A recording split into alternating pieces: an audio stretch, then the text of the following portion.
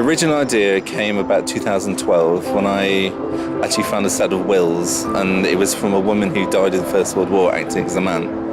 And in the lines of the will, which read slightly like a poem, was blood, sweat, lands and seas of red wherein just dare to tread, which represented her children. She never wanted them to go to war afterwards. And from that point, I decided to make a flower per life, an installation that nobody had to think about, because it was just very simple, and the poppy in this country is a very unique symbol. Then I approached 6 or 7 different locations, and the Tower of London was the only one who said yes, and then I had to find the money and the funding to do it all. But basically it grew from that point, and it became a massive community project, and basically the tour just grew from there.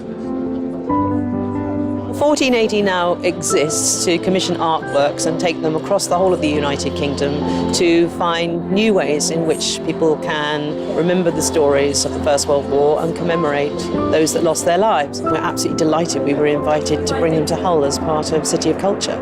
I'm sure whilst it's in Hull, there'll be some very specific stories told about the trawlermen that converted their boats and went out and helped with the mine sweeping, which was so important, and the Merchant Navy story, which doesn't often get told. And that's another reason why we really wanted to come to Hull, was to enable those perhaps hidden stories that aren't the ones that people know so much.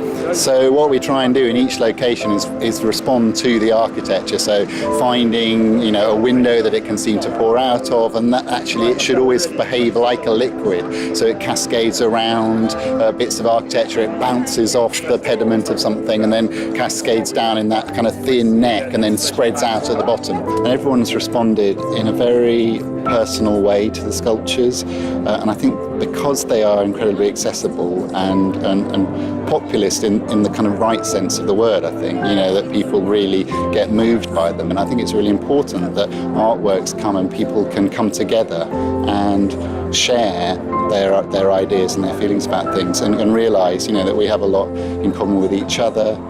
This was a war that was fought in Europe. It still has a meaning now. It connects with this city because we are a maritime city. As far as this city is concerned, it's always been the forgotten city.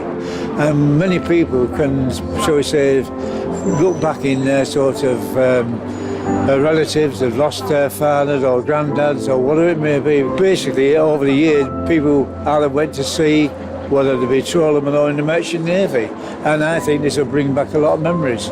It's very poignant, I think, because of the number of people as well that were buried in the Blitz in Hull.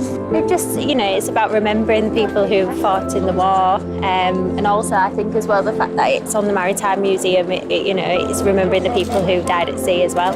I think it's beautiful the way it's presented, and I think there's a lot of people taking photos of it. I've just taken a photo actually, so I'll be putting that on Instagram. And yeah, I think it's really nice. Absolutely brilliant. We've had loads of people through. Everybody's saying how magnificent it is, and really pleased to see it on such a wonderful, lovely day.